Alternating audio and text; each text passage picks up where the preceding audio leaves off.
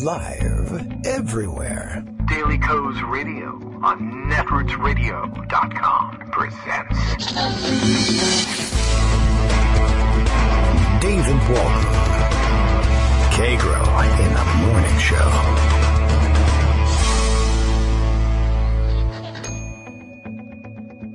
Now, here's David Waldman. Hey, good morning, everybody. It is Thursday, September 7th, 2017. Hurricane Irma still bearing down on us at Category 5 strength, according to Dark Side, writing on the front page of Daily Coast, now threatening the entire southeastern seaboard. So congratulations to the southeastern seaboard. Incoming hurricane for you, Mar-a-Lago. Get ready. Don't miss the winter season due to extensive damage or anything like that. I don't wish that on anybody. I'm just saying it's a possibility.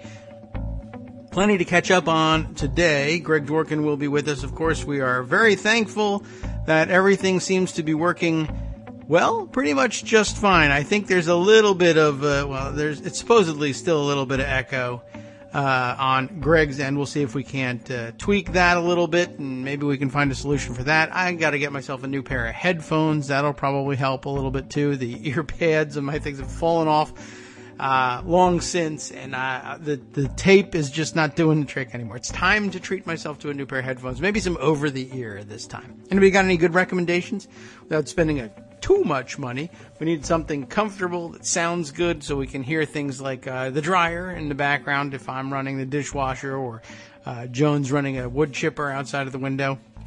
We need to be able to know these things. Everything seems to be, though, in working order just in time for the new computer to arrive, which was supposed to fix all of this stuff. But I had a feeling that it was something fixable in our system here, and now we have good, solid backup. We should be on pretty solid footing from here on in. We just got to see how long it takes to get the new computer formatted and up to speed, and hopefully all the solutions that worked on this older laptop will work on the newer computer. Latest word is that the computer is having it's in Kentucky. It's a little too late to see the eclipse, I think. Maybe it's touring Fort Knox with Steve Mnuchin and wife.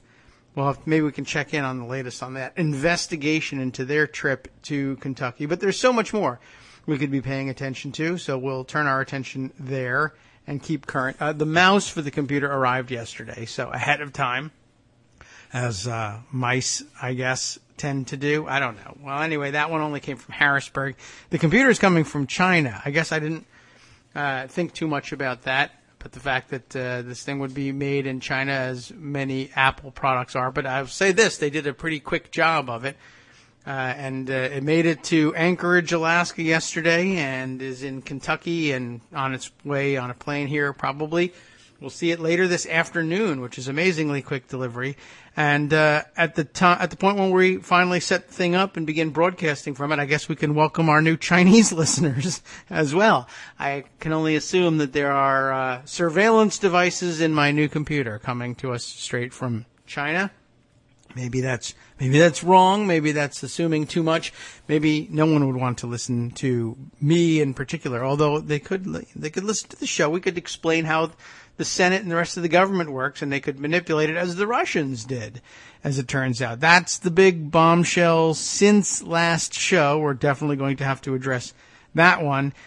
Washington Post's got stories, AP's got stories, Reuters got stories, and when you put them all together, well, it tells you pretty much what we've been saying all along. Not that we dug this up or came up with the theory. These guys have been reporting this all along, and we've been telling you that they've been reporting it and trying to keep you up to date on what's happening and speculating a little bit on what the next steps might be. But it appears that Russian companies, sort of shady ones, and some of which, when you trace the money all the way back, go back to known Russian internet troll farms, have been spending considerable amounts of money buying very highly targeted Facebook ads, not only during the 2016 election, but actually for some years prior to that as well. And the big question isn't so much, what are we going to do about the fact that these ads were, well, essentially purchased illegally, but the FEC has to rule on that one on a case-by-case basis. And, of course, they're tied in knots and won't vote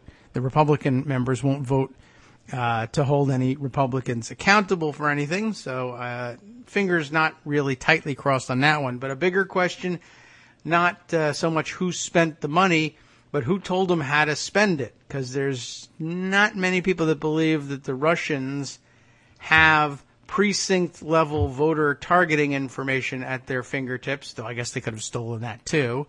Who knows? We're going to have to dig into this one, and we'll give you all the latest reporting on it and all of the thinking on it. And it'll all blow even wider open by tomorrow, I'm sure. Anyway, that's not the only story in the world. There are many more, and about a dozen of them are in my Skype messages. And so is Greg Dworkin, coming to us from Connecticut. Good morning, Greg. Good morning, David. Listen, it's pronounced China. It is, but that sounds vaguely weird and sexual, so I don't do it that way. But yeah, he does. But that's how he pronounces it. And it's that's true. Where your computer's coming from. Yeah, that's true, and I might as well get on board. Pronunciations are a big thing for me. So yeah, maybe I'll give that some consideration. That's a weird one, though. You gave me a brief heart attack there with just the slightest pause before you said hello. Like, oh no. I had coffee in my mouth. That is fine. That's good manners. I am drinking. One of the drawbacks of not being in the same room. I can't see that, but yeah, I thought the it's dead again. But okay, we're here. I passed the ability to do video calls. It does, but I'm not doing it. Yeah, I'm not going to force that on you. Now it's too early in the morning. I'm not doing it. Although I would have been able to tell people earlier. Well, can you see the dryer? At that angle? No. You can see the dog, but the door's closed. The dryer well, that angle would be worth seeing. Well, okay, but I won't intrude on your privacy. I won't. The Russians, the Chinese, maybe they are right now. We don't know. Yeah, just because my green light isn't on. A lot of what I have to talk about today is we have to acknowledge the hurricane. Of course, it's enormous and it's a big deal. And the thing that we're not completely sure of is exactly where it's going to hit, but Miami looks like it's going to be in trouble. I read last night there is a mandatory evacuation of Miami Beach going on, the strip of land right outside of Miami. Okay. Very low lying, and so we'll keep our fingers crossed on that. And if we wind up not talking about that, it's not because we don't care, and we haven't mentioned Harvey and what's going on in Houston, still recovery going on. It is worthwhile to note that FEMA is just about out of money, and that makes the discussion, because they're burning through money like crazy. It's like $1 million a month or something like that. This is what it's for. Yes, and it's appropriately spent, and it doesn't need a trade-off or a spend down or some matching funds. And that's going to be part of the discussion, because yesterday there was at least a verbal deal that was made between and Democrats over the objections of Republicans. And that's what I want to spend a little bit of time talking about, because it's pretty fascinating. It is. It's triangulation, the way Bill Clinton used to do it. That requires, for example, a member of the opposite party to be in the White House. You can't triangulate when the Congress is your own party. So what it is the same maneuver, but it's something else. And actually has some rather dire consequences. I think it was David Frum or maybe somebody else that pointed out that Trump's maneuvering yesterday, in which he seemed to take Chuck and Nancy's side and not Mitch and Paul's side on what to do about the upcoming government raising the debt ceiling. Because the Republicans wanted to do it in 18 months, and they had this negotiation. The art of the deal went something like this. Mitch and Paul said we need 18 months. Why do they need 18 months? Because, as conservatives explained to me on Twitter, Rothman and others, this is a horrible vote for conservatives. He didn't say it this way, but what happens is it exposes all the hypocrisy about who they are and what they do. All at once. All at once. They have to do this. They know they have to do this, but they keep telling their constituents they don't want to do this and they can't do this. Yeah. So what happens is they maneuver to make it a very painful vote for conservatives that passes with Democratic votes. Okay? And so they hate doing it. And this deal yesterday makes, the negotiation goes 18 months, say Mitch and Paul, and Chuck Schumer says, no, 3.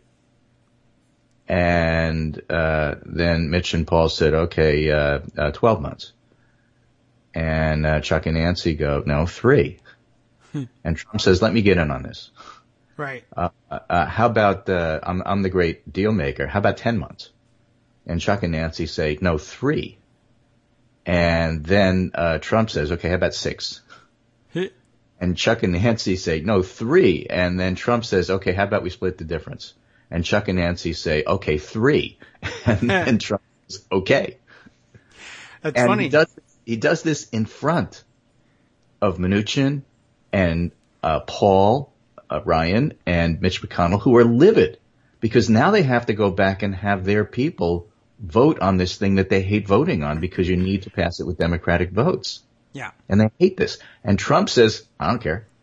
This is not my problem. I got to win, and wins are what I'm about. I don't really care about your stupid philosophy. Everybody hates your philosophy anyway. What do you care? Just go do it. And so they leave with nothing, and the Democrats leave with everything. And let me just sum this up. I have a couple of tweets from yesterday, which I thought were perfect for this. Jonathan Swan from Axios says, just spoke to a top Republican close to leadership about Trump's decision, and here's what they said. These are the Republicans. Yeah. Dems bluffed their way into total victory. They win the politics of DACA and leverage on debt in the winter. The fate is sealed. DACA will be reauthorized without strings. Schumer has inserted himself into all negotiations in the winter, including tax spending and immigration.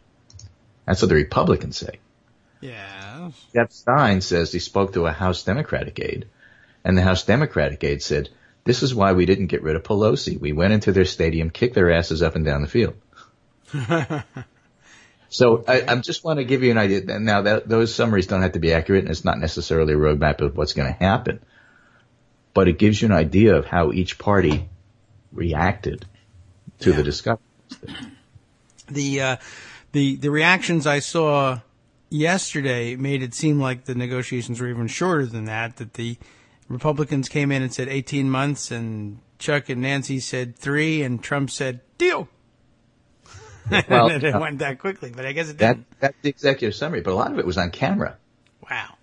So you got a chance to see, Mitch McConnell's face.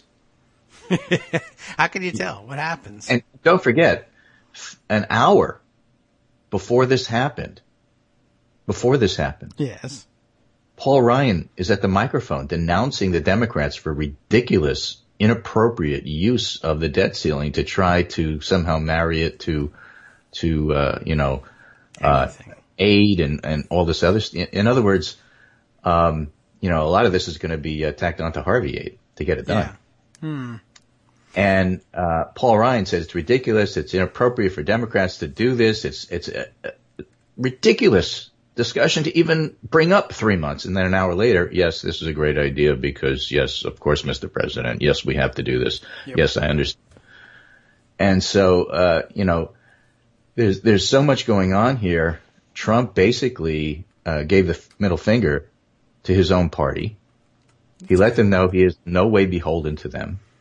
He tells them that, with the upcoming midterms, I don't know that you can count on me. I mean, one of the things that a president is supposed to do in the midterms is go around and campaign for your vulnerable people, right? Yes. Trump hates to travel, as somebody pointed out. This is not my genius observation, it's somebody else's genius observation. He is loath to travel. He hates traveling, and he especially hates traveling when the trip is not for him. So why in the world is he going to get on a plane and start going all over the country doing rallies for these Republicans that he doesn't even like right now? Yeah, that's going to be a tall order for him. I think they might get a few in there if they, and he might just insist that they be styled. Yeah, he's doing Chris Christie at a convention, right? He's going to talk about himself and nobody else. I'll have a rally and you're invited. That's how I'll campaign for you. Mm-hmm. That might work. In a couple of states, there'll be places he wants to go, but he doesn't but like that's to not go what west. Republicans want, and that's not what they're thinking of, and that's not how they're going to look at it. Okay. And, yeah, well, tough. Right, tough. So this is just like a really public split, and all the reports are that they are just completely livid. So let me give you the more reporty kind of things. Here's James Home in the Daily 202. Trump's triangulation shows what might have been. And I like this because he talks about, what if this had happened in the beginning and they started with infrastructure, which is a fascinating question that we don't have to deal with because that's not what happened. We already had Infrastructure Week. But what he writes is, let's keep what happened in perspective. Democrats didn't really win major concessions. They just agreed to prevent the government from defaulting on its debts for 3 months and funded initial relief efforts for Hurricane Harvey. Now, it is a concession, as for reasons I explained. Meanwhile, Trump looks independent from unpopular congressional Republicans and showed he can work across the aisle. And so, in that sense, it's good for him, and that may be why Trump did it. However, here it is. The pivot is real and it's spectacular, writes conservative thought leader Ben Domenech, publisher of The Federalist. It may be that this is the first time Trump is himself waking up to the inaccuracy of the conventional wisdom about needing McConnell and Ryan, which has animated so much of the early failures of the Republican legislative agenda. He likes Chuck Schumer. He knows him. He thinks he can work with him. And he knows Chuck always makes money for his partners. Trump siding against GOP leaders and seeing them bend over illustrates how he could get them to do this on just about everything. The path of least resistance, the path of popularity for him, Trump, is to dismiss the demands of congressional Republicans on virtually everything except abortion, judges, education, free speech, and regulations, which is basically what he's been doing up till now. Yeah, that's right? a number of, that's a lot of stuff. But it's enough to keep the base while ignoring Paul Ryan's desire for tax reform that sticks it to the blue states and raises rates on you while decreasing rates on corporations. He could ignore all that. He could ignore the unpopular aspects of Paul Ryan's agenda, which is a big subtext as to what happened yesterday. Right? And then Oman goes on to point, it's not going to last. There's a reasonable expectation Trump will invariably go back to the old ways, maybe within a couple of hours, I would add. And the people in the conservative media are furious at him, and Trump hates being yelled at. It's not going to win over any Democrats. And so it's not a permanent situation. It's just a what if this had happened early. It's kind of an interesting speculation. And he's right about some of the dynamics here. This is McClatchy. Trump's deal with Democrats makes Republicans shudder and talks about how difficult it is to campaign on this. And some more Jonathan Swan from Axios, some obvious but important points regarding yesterday's Trump-Schumer deal from a GOP source who's been through a few of these fights. This is what happens when you're incapable of building any kind of personal relationship with this president. It's what happened. Incredible? Yes. Are we shooting ourselves in the foot? Yes. But how in the world, if you are Mitch and Paul, could you go into that meeting without having personal reassurance from the president he's going to have your back? Why Mitch or Paul would trust that meeting would go okay without getting to the president first is crazy. The deal is on the president, but the fact that it was able to be made, that's the leaders. I guess that's true. There could have been early prep work that says these are the limits of what we'll be able to back you with. Right. And I do see that Paul Waldman does point out, they're not bound by any agreement with Trump. They can go back and introduce their own debt ceiling bill and just say, screw the president. But right. There's a whole lot of things that can happen here. But again, I think it was David Frum who pointed out, if they do that, they run a huge risk of splitting the Republican Party into 3 pieces. 3? Yeah. The 30% who will follow Trump no matter what he does. The 30% of the traditional Republicans who will follow Ryan and McConnell. And then the rest of them who are up for grabs. We don't really know what to think. Yeah, and you don't know where they're going to get grabbed either. No. And so what you have is a fractured party. We know it's a fractured party, but then you have a really out in the open fractured party. Cool. Which, again, I will too, which doesn't bode well for the 2018 elections. No. Now, here's conservative Noah Rothman. This is a conversation I got in on, but he really started it with Brian Beutler and Greg Sargent. Beutler says, Rothman starts it. At least we don't have to suffer through any more earnest liberal think pieces about how Trump is actually an arch conservative. I haven't seen any of those, by the way. I mean, my conversations with Noah are he doesn't have any core beliefs at all, so that's kind of a dumb place to start with. Although Ta-Nehisi Coates sets me right and says, yeah, he has core beliefs. It's white supremacist. And that's true, but let's put that aside for the moment. And Brian Beutler says to Noah after he said that, this is less bad faith than he's a New York Democrat nonsense. But never Trumper should stop to ponder why true Scotsmen are just so hard to find. Yes. Why does this keep happening to them? Electing people who run as conservatives only to find out that they're not true conservatives. Exactly. How come they can't figure this out in the primaries? So Greg Sargent brings up, well, what exactly should Trump have done that would have tailed a better conservative outcome? And no other conservative says, well, ours didn't want to have to do this again in 8 weeks, the point I brought up. Yeah. Now they do it with less leverage, more internecine animosity, and weaker leadership. Because now all the conservatives are mad at Ryan and McConnell for getting them in this fix. Now they're mad at. Well, yeah, because the end result is they have to vote twice on this, and conservatives hate voting on raising the debt limit. Conservatives hate doing their work, for one thing. Conservatives just hate. You know, these guys are just never happy, and no matter what you do, right? Yes. And that's always been my position, and that's where I got in on this argument and said, just let them, let them have a bunch of votes with Democratic votes needed to pass the stuff, make them understand they cannot keep holding the House hostage. They think they can because you let them. Don't let them do that anymore. Of course, nobody liked that answer, but I think it's the right answer. So Greg Sargent says, well, you have less leverage to what end? And Noah says, well, any conservative agenda item. And Greg Sargent said, I need to hear more. What conservative agenda item in particular are now more imperiled than before due to this deal? I mean, the point is, what are you trying to do? You guys don't even know what you are trying to do. You're just mad because now you can't do it. So in that sense, he is a true conservative. Right. So he talked a little bit about the tax code and live it over no give on spending because now you get to pay for Harvey with no spending. What do they call them? Trade-offs or whatever the offsets. Offsets. Yes. There you go. Yeah. Congress speak. I have to remember. Right. This is a weird dodge, says Greg Sargent, and I don't understand. Trump would have signed any GOP health bill put in front of him and still would. Basically, Trump is just looking for wins.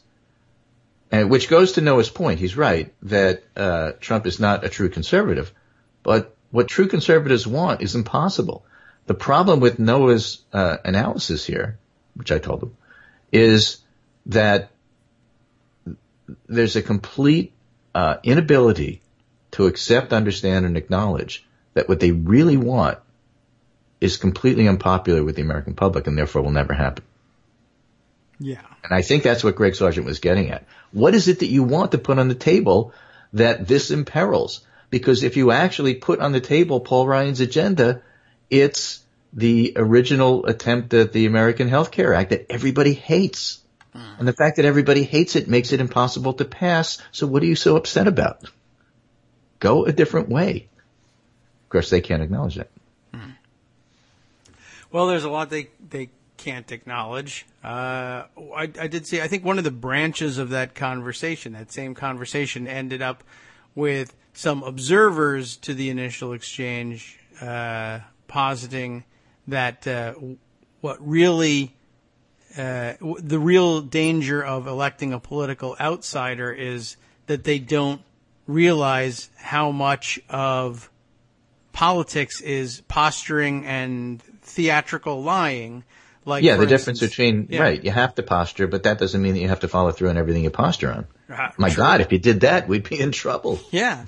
But that's what everybody says judgment. that when do you do it? When do you not? Right? That's what our political outsiders and fans of political outsiders say they long for. Why don't politicians ever follow through and do what they say they're going to do? There's a lot of reasons for it.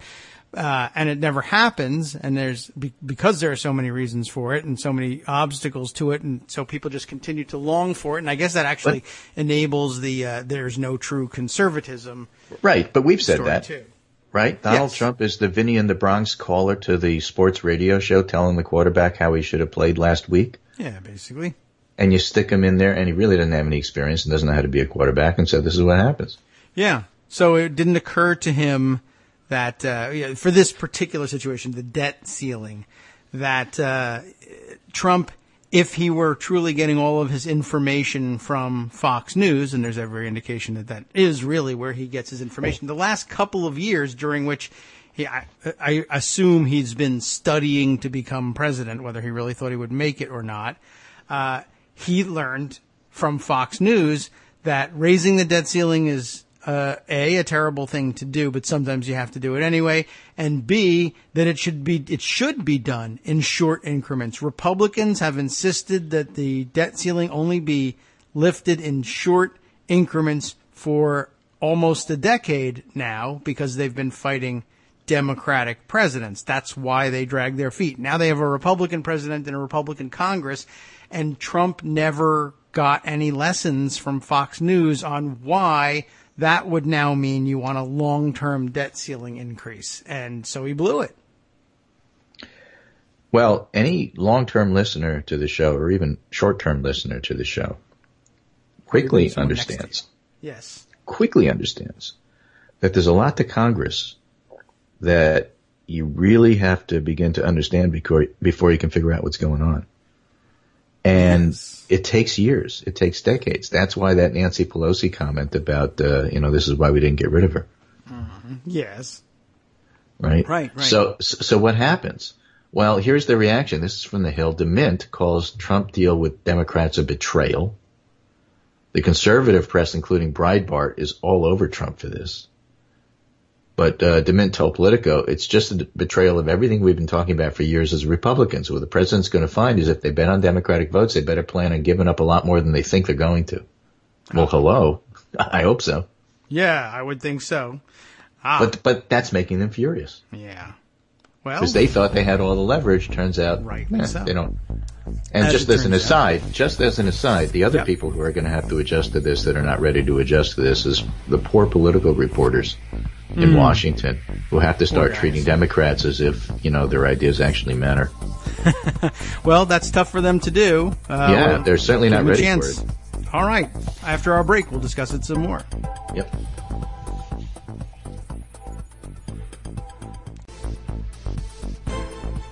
Welcome back to the Kagro in the Morning Show on Netroots Radio. We are back. I just discovered during the break that one of the still remaining glitches in how I've repaired our audio, quote unquote repaired. This is an engineering problem, not a science problem. If it was science, I would have had it already. Engineering is just like, okay, this now works.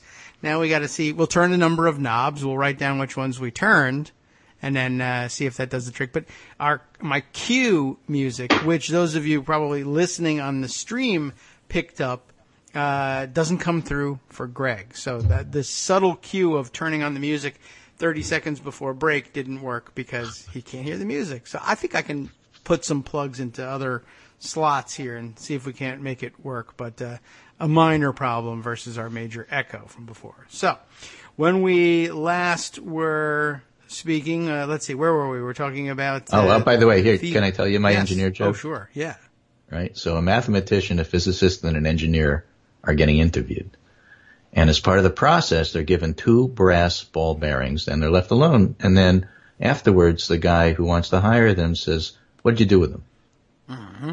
The mathematician says, well, I haven't done anything with them, but I have some great theories about it. Okay. And the physicist says, I tried to balance one on the other, and I have some ideas about friction and how that works. And the engineer says, they broke. Okay.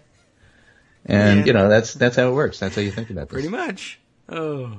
Well, all right. Yeah, I'm not going to be able to think this. I went one to an through engineering here, school. But, We have like hundreds of those.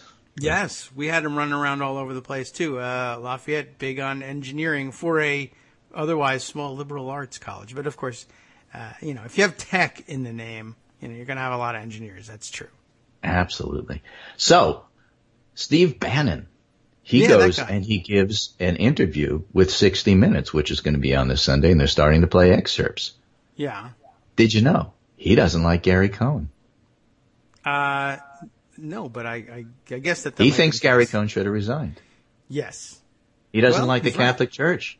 He thinks the Catholic Church is engineering all of this DACA support because they need illegal aliens to grow. And he says, and this is from the Hill, the guys on the far right are not happy with Trump's DACA decision. So this is another example of Trump getting slammed in all directions. And the fact of the matter is, remember Trump's ego. It's pretty big, but he hates when people yell at him like nobody likes him. He hates that. I will do that then.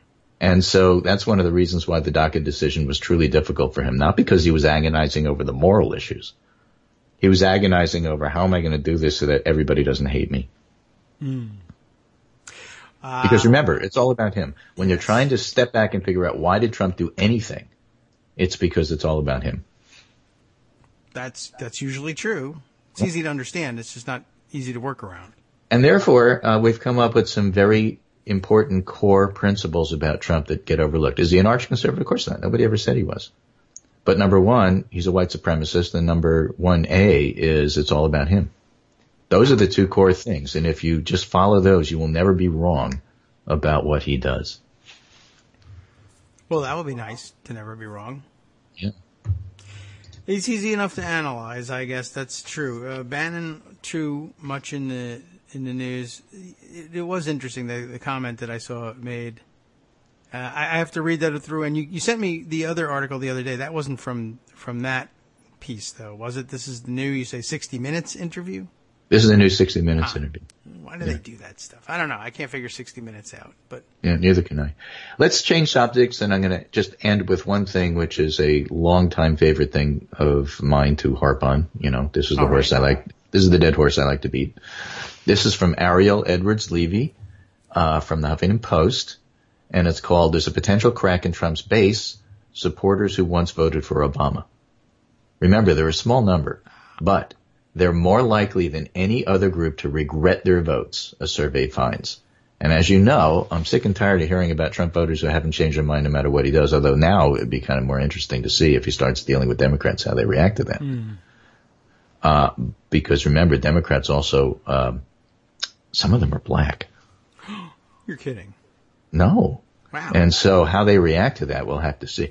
But the group that voted for Obama and then voted for Trump are kind of a fascinating group. They tend to be more conservative than Democrats as a whole. And following what they do and how they do it, of course, is part of the great debate about 2018 and 2020. Do you try to recruit back these small sliver of voters, or do you just try to gin up your base and go that way? And, of course, my answer is both. If you're talking about Trump voters, these are the Trump voters that you're talking about. And the subheading here, they're more likely than any other group to regret their votes, a survey finds. That's really what caught my eye. Again, for the most part, we've had plenty of Trump voters think this, but the reporters really ought to go out and find the Trump voters who now regret their vote. They're far more interesting and fascinating, just like that focus group in Pittsburgh we went over the other day. Well, I always thought they would be. So Ariel Edwards Levy says, very few Americans outright regret their votes in last year's election, but such regrets, new data reveals, are highest among voters who may now make up the most tenuous part of the base that swept Donald Trump into office, swept by 78,000 votes in 3 states, while losing the popular vote. Those who supported Barack Obama in 2012. I'm off that boat, said Hildegard Evans, a registered Democrat from Sacramento, California, who supported Obama in 2012. She said she voted for Trump because she hoped his business experience would give him a different perspective, but is now adamant that she'd never support him for re-election.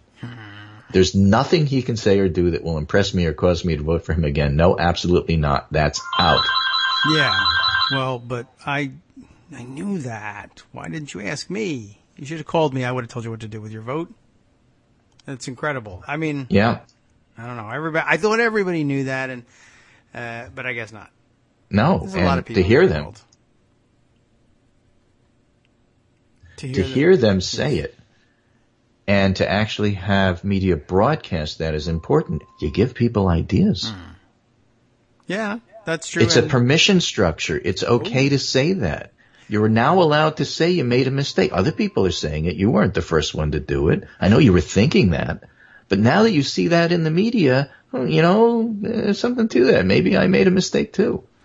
And that's why it's so important to cover this stuff and have it out there, which they never do. If all you do is reinforce, oh, well, Trump voters are totally solid, then even if you have doubts, you're going to suppress them. You have no permission structure to go out there and say, yeah, I made a mistake.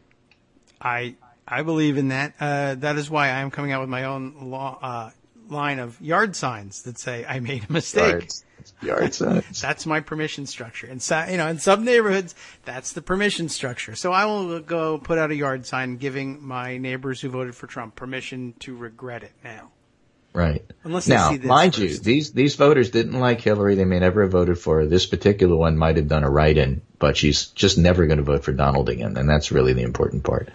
Evans is among the 16% of Obama-Trump voters who now say they regret their votes. 16%? Yeah, it's growing. According to a new release set of polling, 6% of all 2016 voters say they regret the decision. 3% those who voted for Mitt Romney in 2012 and Hillary Clinton in 2016 say the same. So more Trump voters are regretful of their vote than, as a baseline, those who voted for other people. Fewer than 4 in 10 of Obama-Trump voters say they're sure they'll vote GOP in the 2018 midterms. Okay. Yeah, I could. That's good. Yes, I'll take it. I wish it was less. I wish it were higher, but it'll. But the more you talk about it, the more it's going to grow. Yes. This all comes from YouGov polling, by the way. Okay. Which was conducted in July by the Democracy Fund Voter Study Group, which describes itself as a collaboration of nearly 24 analysts and scholars from across the political spectrum. So it's not a Democratic-leaning group that sponsored this. The survey re-interviewed 5,000 Americans who previously been polled in 2011, 12, and 16, allowing the researchers to track the shifts in their political opinions.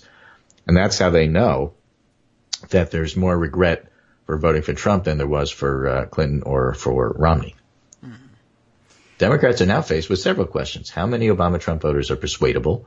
What degree pursuing the sliver who are should take precedence over drumming up midterm turnout among the Democratic base? Well, midterms are base votes, so that's an easy one. It's a bigger question for 2020. And then how much do you woo those who voted third party or sat out 2016? That's really a tricky one. And again, the holy grail of winning elections is always going after the voters who didn't vote. Right. Well, they didn't vote for a reason. They don't like you. They don't like your party. They don't like politics. They don't like voting. Getting them out and voting for you, that's really hard. That's why people try to gin up their own base if they want to win in midterms. Yes. That is, this has me thinking too. The 16%, I kind of focused on too, because we had heard in recent days some data on the number of people who voted for Bernie Sanders, or maybe just supported him, and I assume they voted, but who voted for Bernie Sanders in the primaries and then voted for Trump. Again, these are very conservative people. It's a similar group. Yeah, that's what I was thinking. Is that it's got to be. I mean, I voted for Bernie Sanders in the primary and then voted for Trump. That seems incongruous, and it is. So is voting for Obama. Not if you're a Florida Panhandle Democrat, because I guess so. You're a registered Democrat. Yeah. So if you're going to vote in a primary, you're going to vote in the Democratic primary. True. And if that's who you are, you're not going to vote for Clinton. And then the general election comes along, and you're going to vote for the Republican. That makes perfect sense. Yes, I see what you mean by saying it makes perfect sense. I joke on it, but okay. For them, For them, it makes sense, right? But I know what sense is. That's not it, but okay. Yeah. Now, those aren't necessarily the same people who voted for Obama. Not necessarily. But that right. would it's a make different some group. sense if they overlap. There's some overlap. There is some overlap, but it's a different group because they were willing to vote for Obama. Yes. Unlike this person who I just see has crossed my Twitter transom, a Republican mayoral candidate somewhere who lists white among her qualifications for the job. I saw that. I had to retweet that one. Oh, that's good. That's Charlotte, North Carolina, by the way. But that's another part of permission structure. One of the reasons that Trump's election is just so bad with the Charlottesville stuff is because you get permission for people to do stuff like that they would never have done before 2016. You would think, although, I don't know, dumb people run for mayor in a lot of places. But this is, Man, I've never seen anything quite like that. I've seen it, they do it subtly. There's a picture of me. I'm white. All right, so that's going to make me end with the think piece, all right? Okay. I'll give it to you, and you can decide what you want to do with it. It's called The First White President, The Foundation of Donald Trump's Presidency is the Negation of Barack Obama's Legacy by Ta-Nehisi Coates. It's from October 2017 issue of The Atlantic. That is to say, it's fresh. Oh, okay. And you can never do an executive summary of Coates because it's just too good. But basically, he talks about the difference between being passively white and actively white. This mayor is actively white. Mayoral candidate. I don't think she's mayor yet, thankfully. Yeah, thank goodness. Yeah. Okay. But you see what I'm saying? I mean, she comes out there and says, no, I'm going to make an issue of this. I don't just get the benefit of it quietly behind the scenes because, there's privilege that we don't talk about. I'm making it part of the whole thing here. Yeah. Wow. I'm still dumbfounded. I want to see. Then you got to read the Coates piece. And with that, I will leave you. I will do that then. Thank you. But thank you. And this is Greg Dworkin speaking with my friend David Waldman Kagro in the morning. So basically, politics is upended in ways that are not really going to be clear, but I think in general to the detriment of the Republican Party, and which for America is a good thing. And with that, it's probably one of the more optimistic shows that I've had in a long time with you, since Trump was elected anyway. Okay. And so take care, and we hope everybody we know in the Miami and Florida area stays safe. And we'll be back Monday, and there'll be a bit of aftermath there because that storm will be going on. Yeah, there'll be a lot to round up both on the U.S. mainland and elsewhere. So a lot of effects out in the islands. We'll check in on some of those islands are just totally devastated. But, we haven't really heard fully the official reports of what's going on there. Yeah, because of the devastation. Apparently, I mean, what I'm seeing is that it's destroyed their communications infrastructure, so they can't tell us how bad it is. Among other things, you got to fly over there from other islands, and you got to wait for the storm to dissipate before you can do that. Not easy. All right, take care, and I will talk to you on Monday. All right, very good. Have a good weekend. We'll catch up then. I was just scanning that story. The one, of course, that I grabbed was from The Hill because they tweet their things out with pictures, and I'm a sucker for that kind of packaging. The candidate is Robin Hayes. I'm sorry. That's the state Republican chairman reacting to this. The candidate is a woman by the name of Kimberly Page Barnett, who put up a Facebook page because she's running for mayor of Charlotte. And this part, I think, is innocuous. She says, "Vote for me." That part seems like that's really just standard candidate language. Vote for me. Why, though? And this is in the headlines. Vote for me, all caps here, according to the Charlotte Observer. And I should click over there to see what they have by way of the layout here. But there it is all up at the top of her Facebook page. Vote for me, Republican and smart. That's good. White. That's not good. Traditional. That's okay. Vote for me, Republican and smart. White. Traditional. That's an interesting construction on so many levels. White, of course, that's not usually what gets in there. But this is Republican and like ampersand. Republican ampersand smart, comma, white, comma, traditional. Now, that means something different than you can be just as, idiotically racist and say Republican, smart, white, traditional, and do it all as separate by commas, separate by periods, however you want to do it, separate by those little clapping hands emojis if you like. But I think that's an interesting thing. Now, Republican and some other things is one way to read this. But then Republican and smart, comma, white, comma, traditional also.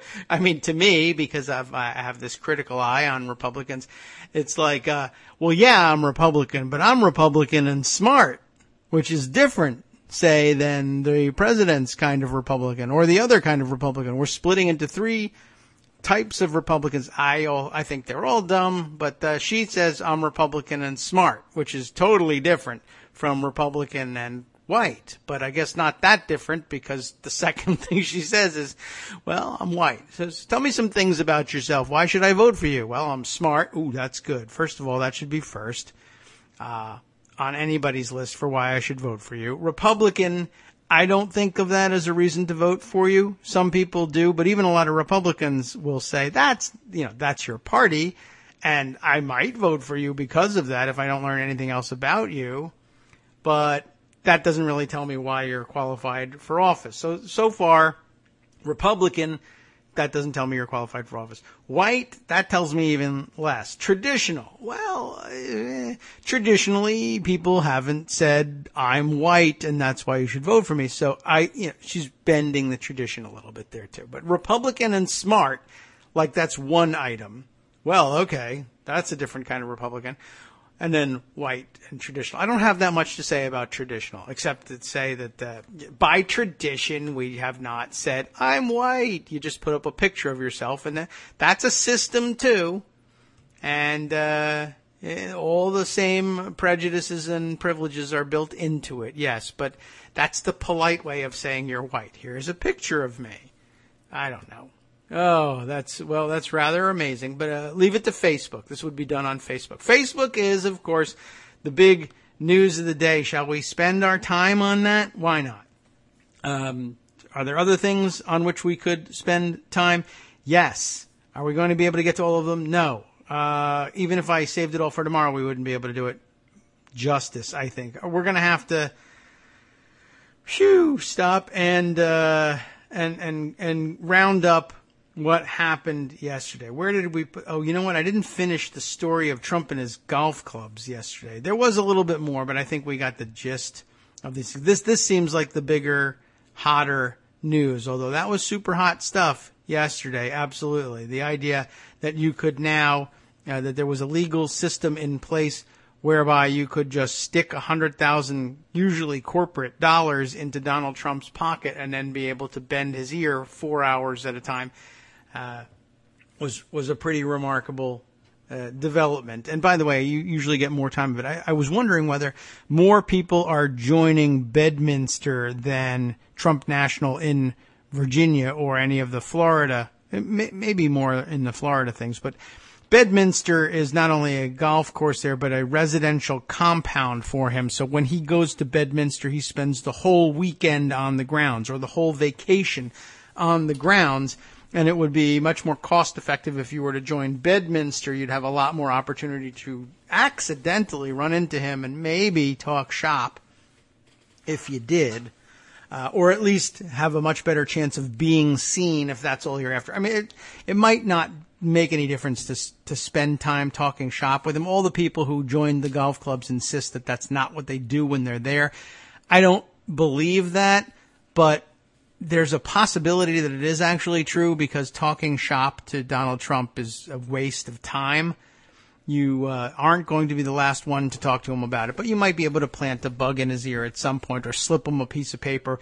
More likely, though, is I was seen at the club and recognized by Donald Trump, or he recognizes me now that I sit across the table from him as a lobbyist in a proper lobbying situation, and I'm familiar to him as what he calls a member of his club, but what we all know is somebody who puts $100,000 in my pocket, and maybe I'll listen to him. Now that we're in a setting where I have people to take notes for me about what these lobbyists are saying and translate that into what should I say to the television thingy tomorrow, that might work. Anyway. I just wanted to kind of get that point across. The bigger story, as I mentioned, the first one out, I think, was the Washington Post. That one blew up in when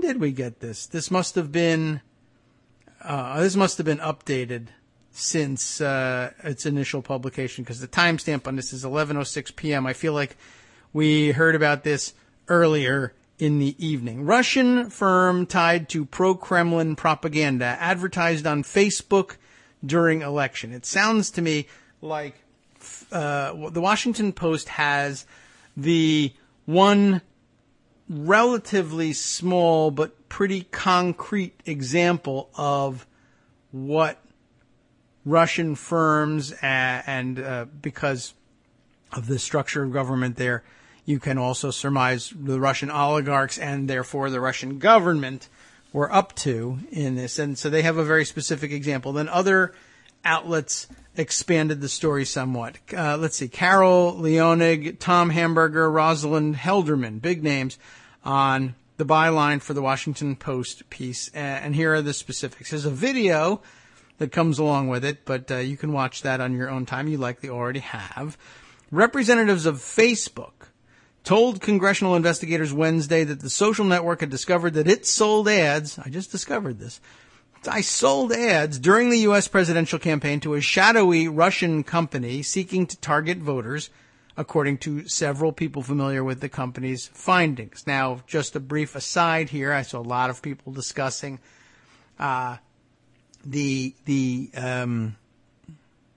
don't know what is it a fact? I don't really recall with perfect clarity what was going on, but people were pointing out, in the immediate aftermath of the election, there was a lot of heat all of a sudden for Facebook where people said, listen, with the fake news thing, you guys are responsible for a pretty significant portion of this problem. The problem being we've elected a dope that knows nothing about anything and can't run this country, and it was all on false premises. That is a big problem.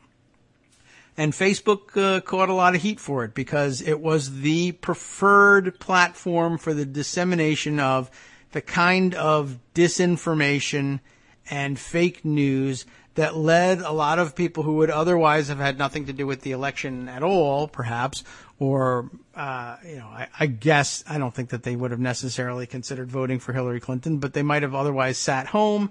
And we learned about what the effects of having that happen in certain critical states, swing electoral college states, could possibly be. And we find out that he only won by the narrowest of margins. He didn't win the popular vote. He was overwhelmingly defeated in the popular vote. And then what did we say? Something 80,000 votes going the other way or not showing, as they usually didn't, in these three states, and the election outcome is the exact opposite. And we're, I don't know, are we interviewing Hillary Clinton voters across the country and asking them, why do you still stick with Hillary Clinton even though none of the truly horrible things that have come from the Trump administration were likely to have happened then? We would not have been seeing those pieces.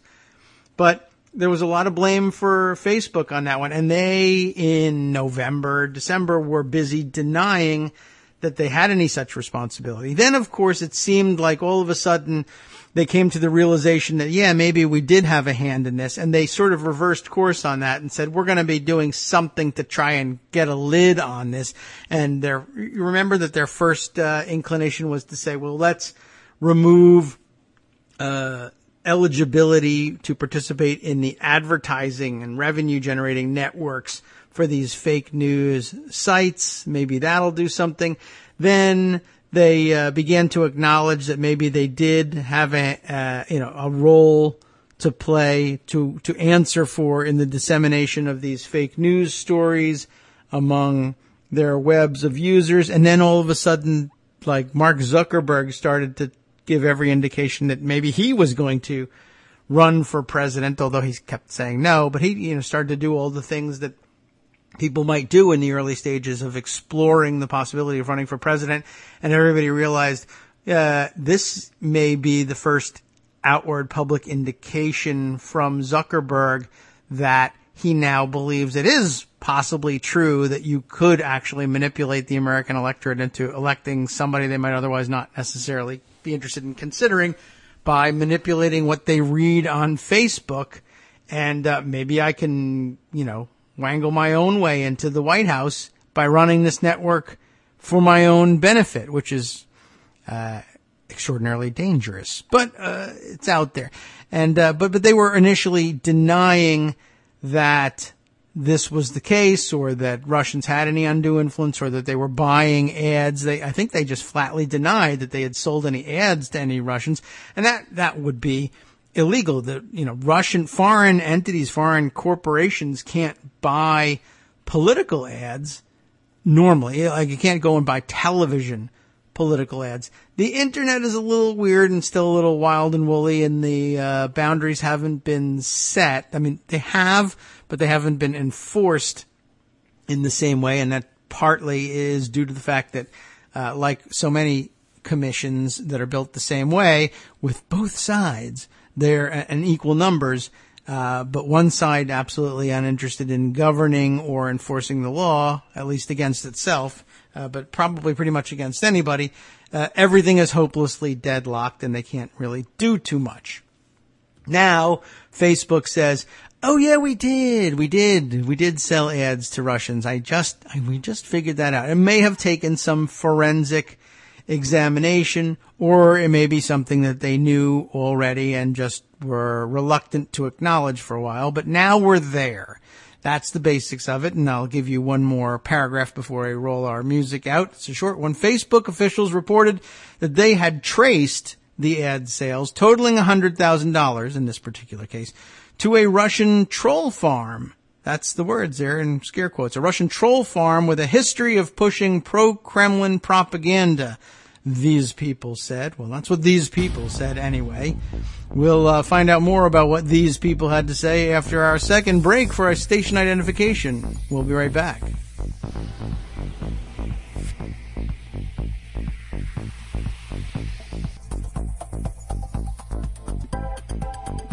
We are back from our break. Hi, how you doing? We're back with more Kagro in the Morning Show here on Netroots Radio. Thanks for waiting through that break with us. I forgot that one of the great things about these breaks is I can go and take care of all the things I forgot to take care of before the beginning of the show, like muting the phone. I finally, we mentioned that the other day. I discovered that my wife already knew how to mute the phone for at least a couple of hours while we do the show here. But it was done me no good because I keep forgetting to do it. But my mind has been elsewhere with respect to the show. Let's continue with this article because it's a pretty important one. We had just found out that Facebook was finally admitting that they had traced ad sales totaling $100,000 in this one particular case to a Russian troll farm with a history of pushing pro-Kremlin propaganda.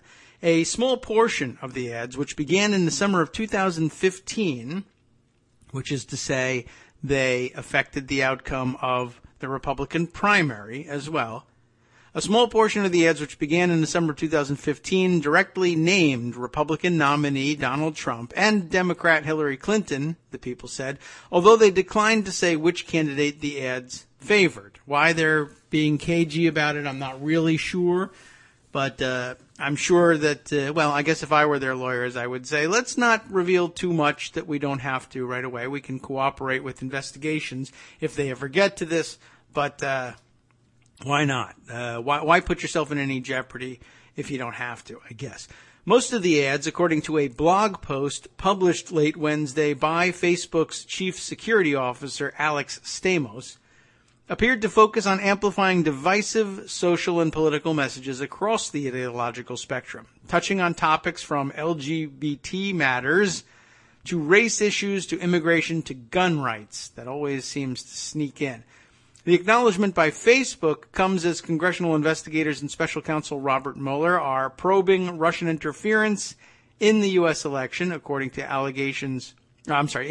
allegations that the Kremlin may have coordinated with the Trump campaign. That's where some of these charges become the most serious. It is a campaign finance violation for the entity that purchased the ads, and presumably, possibly for the possibly for the candidacy that benefited from the ads, if there's any coordination between them. And like I said, the big question that remains unresolved is, unresolved. We have not seen anybody come to a formal conclusion and seen that reported yet, but I think we all have some pretty good idea the answer to the question, where did the Russian firms get their targeting information from? The answer, sadly, is very likely Jared Kushner. I say it's sad because it's terrible to see this sort of internal conflict, but Jared and Ivanka are privately appalled that Jared did this during the election. And they will, of course, intervene with Donald Trump himself to try and set this right just as soon as they come back from vacation.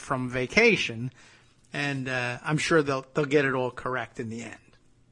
Anyway, continuing with the Post article, the U.S. intelligence community concluded in January that Russia had interfered in the U.S. election to help elect Trump, including by using paid social media trolls to spread fake news intended to influence public opinion.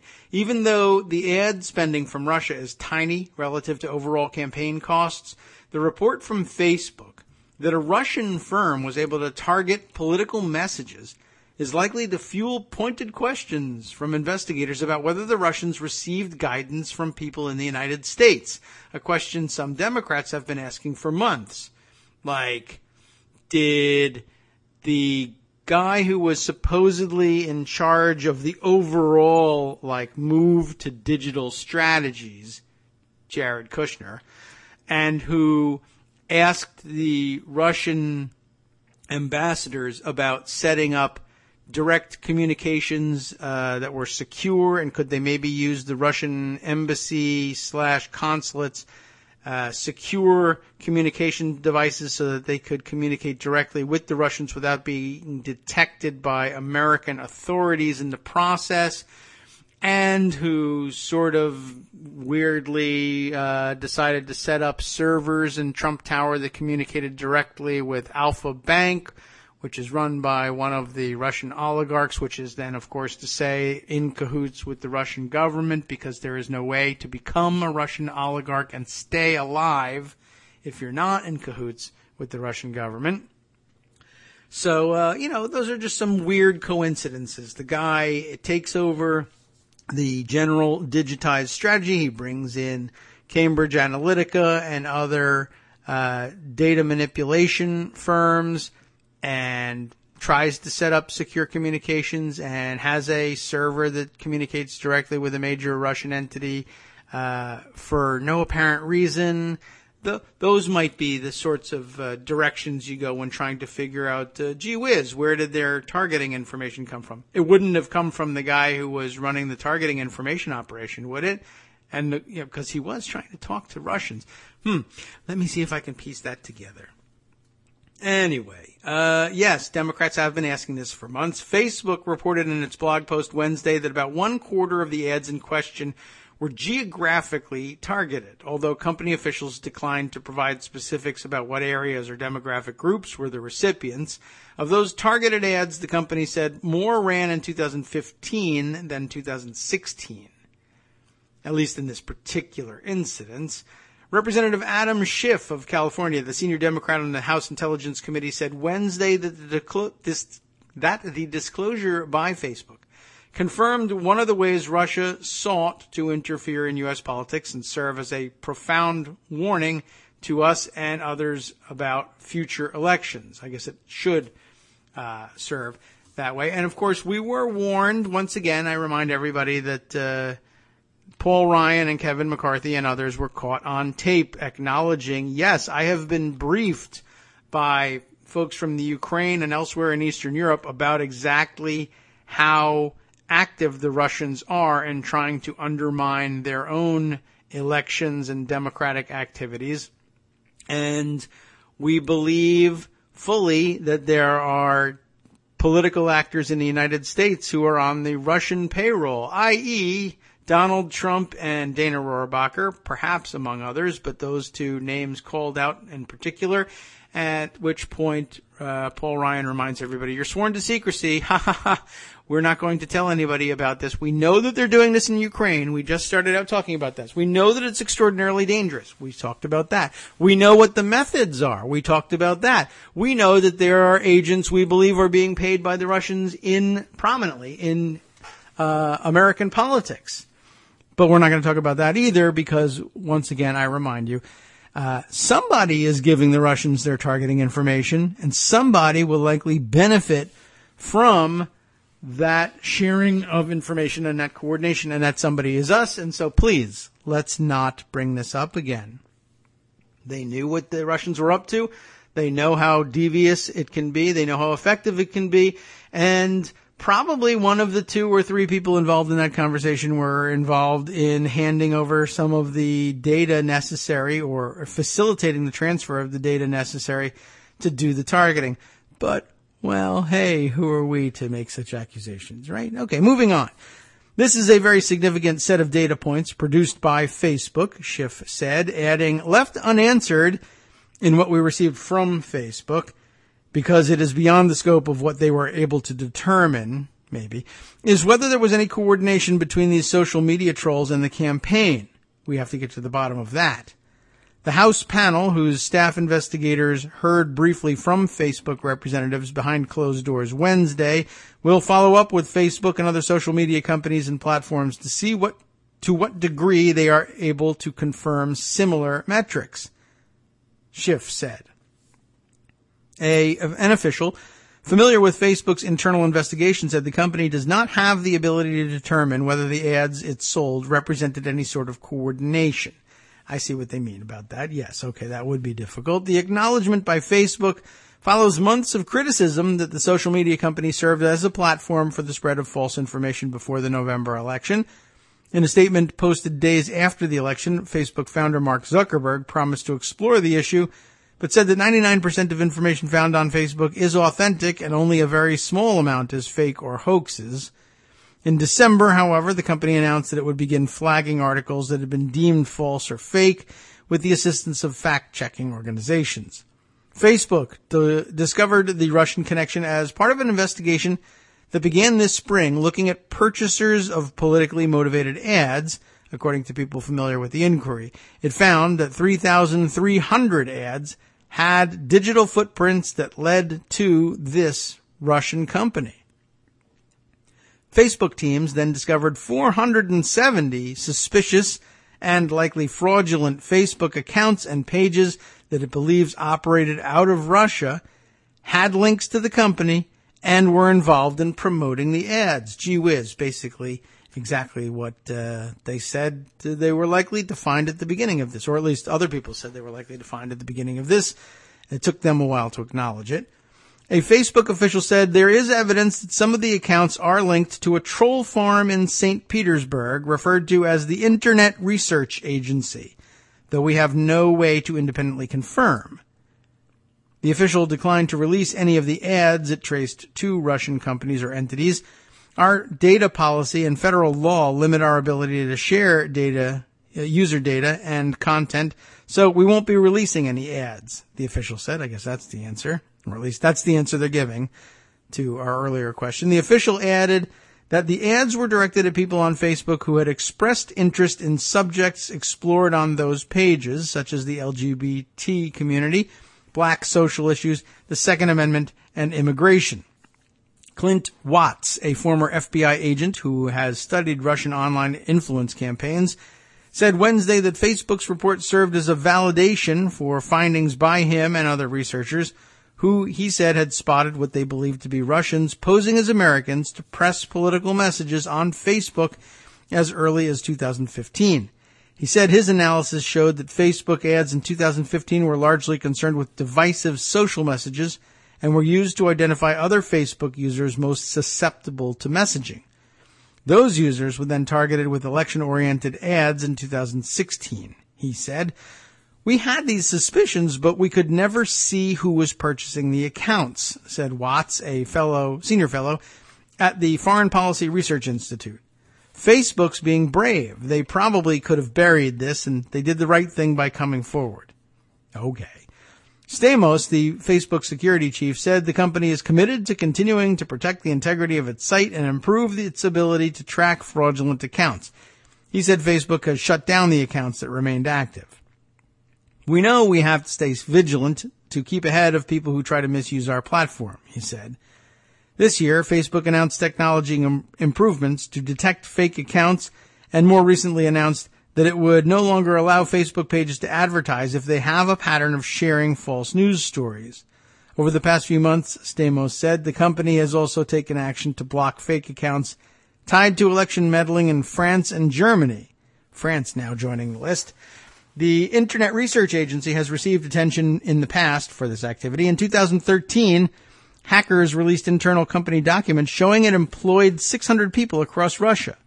Ex-employees who have gone public with their experiences at the company in Internet postings and in media interviews have said their work entailed creating fake Twitter and Facebook accounts and using them to circulate pro-Kremlin propaganda. They said Internet Research Agency employees, for instance, spread derogatory information about Putin critic Boris Nemtsov in the days after his 2015 murder.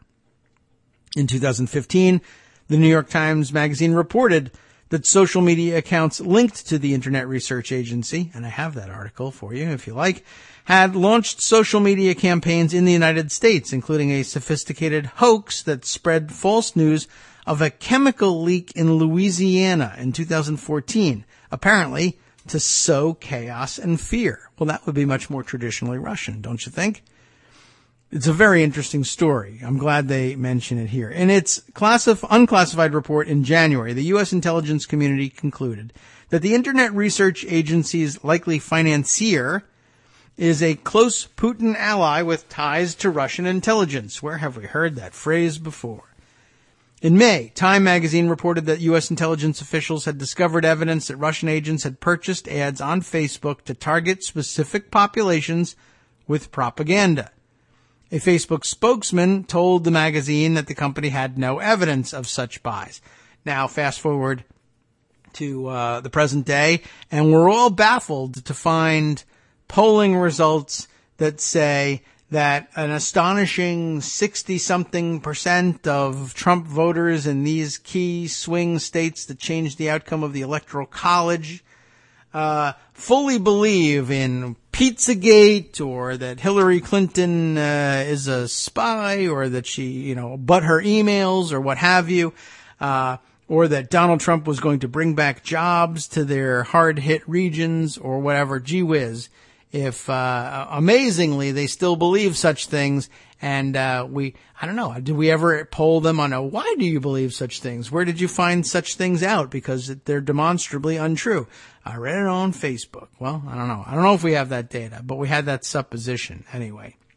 Under federal law and Federal Election Commission regulations, both foreign nationals and foreign governments are prohibited from making contributions or spending money to influence a federal, state, or local election in the United States.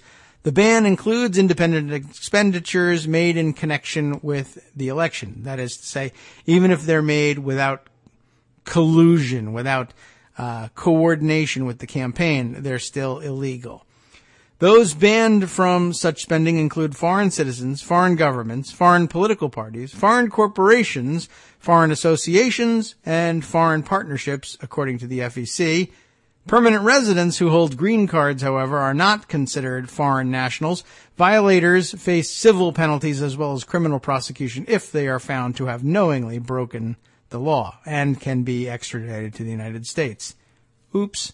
Well, that's just not likely to happen. There is more reporting about it, and we do have quite a bit of time left. Let's see if it's should we add more to it? I picked up this piece via another tweet here. I guess it's the Reuters story on this, although it doesn't link to the story, which was a little bit odd. Does it?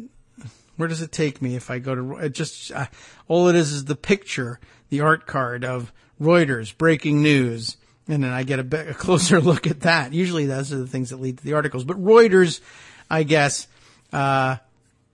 was reporting very similarly. This time it said here, Facebook says it found $50,000 in 2016 election-related ad spending coming from Russia. Of course, the number reported in the Washington Post was 100,000 over the 2-year period. And then it says here in this tweet from Dustin Volz, who is the cyber and surveillance reporter for Reuters, who says, Facebook says likely, quote unquote, likely Russian influence operation included 3,000 separate ads over a 2-year period and 470 fake accounts. Now, I guess the next step in looking into this might be to marvel at that figure, like 3,000 separate ads. How did that actually come to be? And a lot of it has to do with the way digital advertising allows you to run a campaign.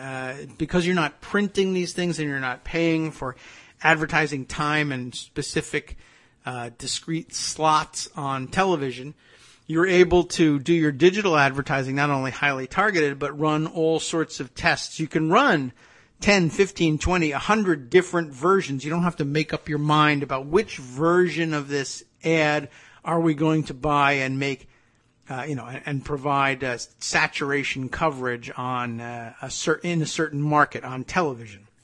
You can use them all and test them in real time and see which ones are getting a better response, and then just switch to the ones that seem to be getting a better response, and then even boost your effectiveness even further. That's kind of what we learned about how Kushner operated in the digital advertising world, and we know who helped him do a lot of that. I grabbed this piece here that kind of clues us into it, and the fact that they were looking at Kushner for this. This is an older piece from McClatchy, and I think I don't know if have we read this one or not. Trump Russia investigators probe Jared Kushner run digital operation. This is from back in July of this year. Investigators at the House and Senate Intelligence Committees and the Justice Department are examining whether the Trump campaign's digital operation, overseen by Jared Kushner, helped guide Russia's sophisticated voter targeting and fake news attacks on Hillary Clinton in 2016. This raises the question, of course, of which ones are they talking about? Well, how is it that McClatchy, the reporters here, Peter Stone and Greg Gordon, are able to say that they think the investigation is into Kushner, but the question they're asking is, did he help guide Russia's sophisticated voter targeting and fake news attacks on Hillary Clinton in 2016? What sophisticated voter targeting and fake news attacks? Well, the ones we saw on Facebook. Yeah, okay. So what? The new piece of news is now they know how much money was spent, at least in one instance, and who sent the money, probably through a number of shell companies to hide their identity. But I guess it's another piece of information. But clearly, in July, it was clear enough that McClatchy felt comfortable saying that there was a sophisticated targeting effort and fake news attack from Russia. They just didn't know who paid for it. Well, Russian oligarchs paid for it. But okay, fine. Congressional and Justice Department investigators are focusing on whether Trump's campaign pointed Russian cyber operatives to certain voting jurisdictions in key states, areas where Trump's digital team and Republican operatives were spotting unexpected weakness in voter support for Hillary Clinton, according to several people familiar with the parallel inquiries. Also under scrutiny is the question of whether Trump associates or campaign aides may have had any role in assisting the Russians in publicly releasing thousands of emails hacked from the accounts of top Democrats at turning points in the presidential race, mainly through the London-based transparency website WikiLeaks. Adam Schiff of California, ranking Dem on the Intelligence Committee, told McClatchy he wants to know whether Russia's fake or damaging news stories were coordinated in any way in terms of targeting or in terms of timing or in terms of any other measure with the Trump campaign. So in a certain sense, we haven't really made much progress since July, but I guess they've got the money to follow, and you're supposed to follow money. So I guess that does the trick. By Election Day, an automated Kremlin cyber attack of unprecedented scale and sophistication had delivered critical and phony news about the Democratic presidential nominee to the Twitter and Facebook accounts of millions of voters. Some investigators suspect the Russians targeted voters in swing states, even in key precincts. Russia's operation used computer commands known as bots to collectively and dramatically heighten the reach of negative or fabricated news about Clinton, including a story in the final days of the campaign accusing her of running a pedophile ring at a Washington pizzeria. One source familiar with Justice's criminal probe and investigators doubt Russian operatives controlling the so-called robotic cyber commands that fetched and distributed fake news stories could have independently known where to specifically target, to which high-impact states and districts in those states. All of the sources spoke on condition of anonymity because the investigation, led by Robert Mueller, is confidential. Top Dems on the committee investigating Russian interference in the 2016 election have signaled the same. Schiff said he wants the House panel to determine whether Trump aides helped Russia time its cyber attacks or target certain voters, and whether there was any exchange of information, any financial support funneled to organizations that were doing this kind of work. Trump's son-in-law Kushner, now a senior advisor to the president, and worthless at that, and the only current White House aide known to be deemed a person of interest in the Justice Department investigation, appears to be under the microscope in several respects. His real estate finances and December meetings with Russia's ambassador and the head of a sanctioned state-controlled bank are also being examined. Kushner's role as a possible cutout or conduit for Moscow's influence operations in the elections, including his niche overseeing of digital operations, will be closely looked at, said the source knowledgeable about the Justice Department inquiry. Kushner joined Donald Trump Jr. and Trump campaign chairman Paul Manafort at a newly disclosed June 2016 meeting with a Russian lawyer at Trump Tower in New York. The meeting, revealed by the New York Times, followed emails in which Trump Jr. was told the lawyer for the Russian government would provide him with incriminating information on Clinton, and he replied, "If it's what you say, I love it." This disclosure could only serve to heighten interest in whether there was digital collaboration. Mike Carpenter, who in January left a senior Pentagon post where he worked on Russia matters, also had suspicions about collaboration between the campaign and Russia's cyber operatives. There appears to have been significant cooperation between Russia's online propaganda machine and individuals in the United States who were knowledgeable about where to target the disinformation, he said, without naming any American suspects. Trump has repeatedly repudiated or equivocated about the finding of 4 key intelligence agencies, FBI, CIA, National Security, and the Directorate of National Intelligence, that Russian cyber operatives meddled with the U.S. election. Last Friday, this is again back in July, during their first face-to-face meeting, Trump questioned Putin about Russia's role in the election meddling, and Putin denied culpability, said Secretary of State Rex Tillerson, who was present. Trump then said the two countries should find more ways forward in their relationship, Tillerson said. A Russian official who was at the meeting said the two sides agreed to form a working group to address cybersecurity, including interference in the other country's internal affairs. However, Trump backtracked Sunday night, saying in a tweet that he doesn't believe such an effort can happen. As more has been learned about the breadth of the Russian cyber onslaught, congressional Democrats have shown growing resolve to demand that the Republican-controlled intelligence committees fully investigate ways in which Trump associates may have conspired with Russians. Among other things, investigators are looking into whether Russian operatives who successfully penetrated voting registration systems in Illinois, Arizona, and possibly other states, like North Carolina, shared any of that data with the Trump campaign, according to a report in Time. I get the fact that Russian intel services could figure out how to manipulate and use the bots, Senator Mark Warner told Pod to Save America recently. Whether they could know how to target states and levels of voters that the Democrats weren't even aware of really raises some questions. How did they know to go to that level of detail in those jurisdictions? The Russians appear to have targeted women and African Americans in 2 of the 3 decisive states, Wisconsin and Michigan, where the Democrats were too brain dead to realize those states were even in play, Warner said. Thanks, Warner. Twitter's and Facebook's search engines in those states were overwhelmed, he said, meaning they couldn't discern fake news from real news. Well, do we think that's a problem? We will return to this article and other related pieces to try and sew this up as after we take our last break for station identification.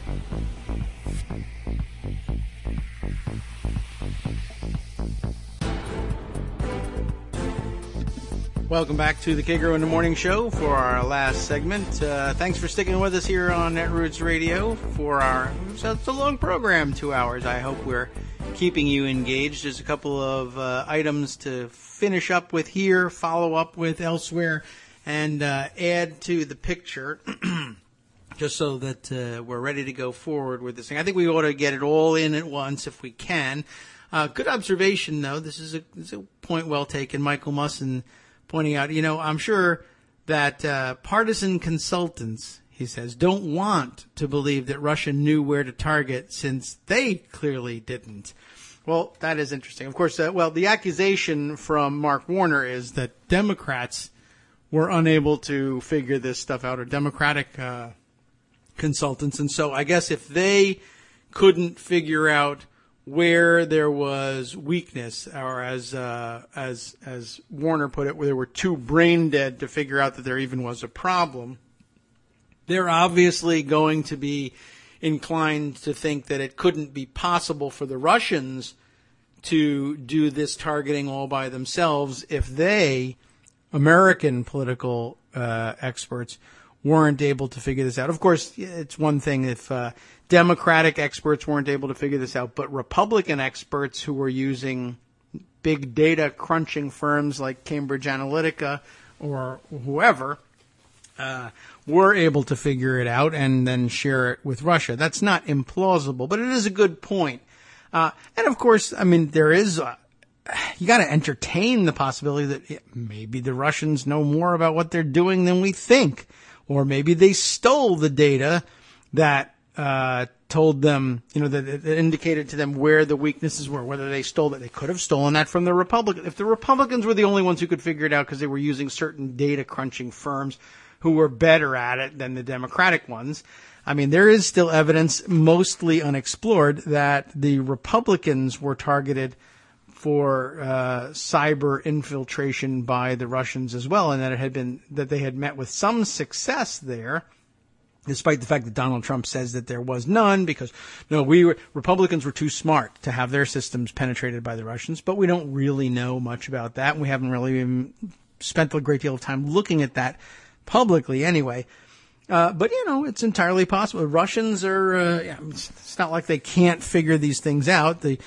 All the rules are written down. They know what the Electoral College is. Most of them are probably not very familiar with it. And, although maybe we don't want to believe they're familiar with it because none of us are familiar with it. That could be a point similar to Michael's. But it's not impossible to figure out, right? If Americans can figure it out, then Russians who make it their business to study the American political system can figure it out too. It's just data. They can do it. So it's not necessarily the case that in order for it to have been targeted so successfully that it must have come from collusion with an American political consultant. But it does seem likely. And it also does seem kind of strange that, like, for instance, why, if they're so sophisticated in how they do these things, why do Russians and former Soviet republics in Eastern Europe constantly hire American political consultants to help their politicians there win election? And I guess it's not all of them, but it's a weird question. And it's certainly likely that there was some coordination because there's so much other circumstantial evidence in favor of that theory. I wouldn't abandon it just yet, but it's a good point. That is true. All right, let's see. Let me move on back. I think we can get to the conclusion of this stuff, but mostly I think the McClatchy article brings up stuff we know already, but maybe some of these points really should be reinforced as we close this one out.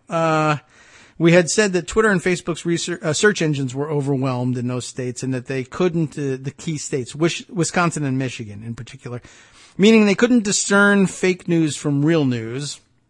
On your news feed, you suddenly got Hillary Clinton's sick or Hillary Clinton's stealing money from the State Department, said Warner.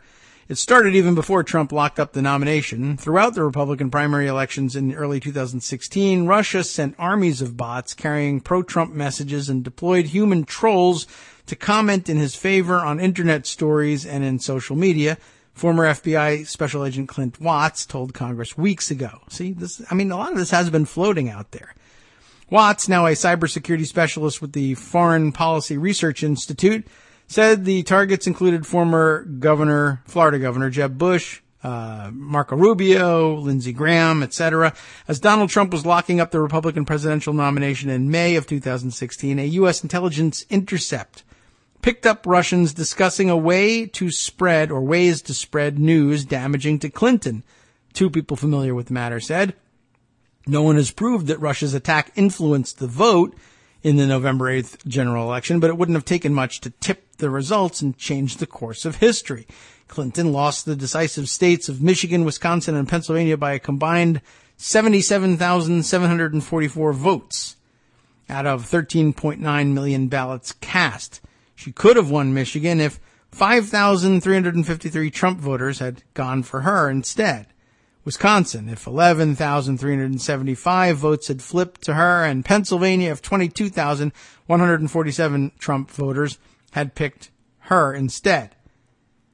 Kushner's pivotal role in the Trump cyber effort was underscored by his hiring in 2015 of Brad Parscale, the Texas-based digital guru who previously had done work for the Trump Organization, said two GOP operatives familiar with the campaign. Parscale's company raked in about $90 million for work targeting many states with paid advertisements, social media messages, and other cyber tools. As the Trump campaign's top digital director, Parscale ran much of the operation from his San Antonio offices. He is expected to appear before at least one of the several congressional committees investigating aspects of Russia's influence or interference in the election.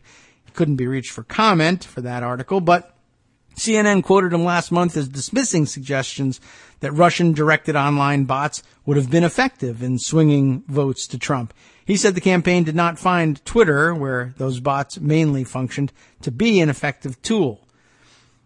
Although I doubt that, and two, I wouldn't doubt whether if they that doesn't mean they didn't spend the majority of their time working on Facebook. That's true, for one thing. And, of course, some of that could have been countered on Facebook by a countervailing effort by Hillary Clinton supporters or other Democrats or liberals or just anti-Trump forces. But, of course, if they're busy fighting fake people on Twitter, they're not going to be able to spend their time on Facebook doing what needed to be done.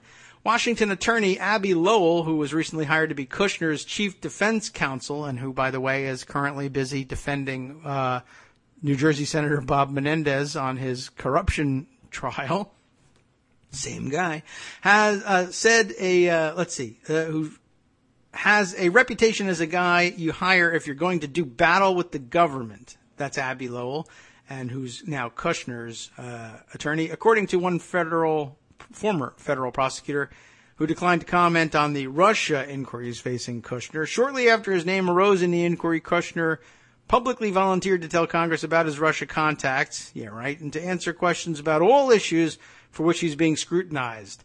Another of Kushner's lawyers, Jamie Gorelick, says he will cooperate with both congressional and Justice Department investigations. However, no interview date at that point had been set. Kushner's attorneys declined to say whether he's produced records sought by the Senate Intelligence Committee. End of that particular piece. Now, can we fit it? Next piece of the puzzle, also very much talked about overnight on Twitter. I'll start with the tweet that brought it to most people's attention. Adam Parkomenko. Who is Adam Parkomenko? And let me see if this is auto-playing his video or not. I'm not certain. Well, let's watch the monitors. Okay, no, it looks like it's not. Okay, so Adam has...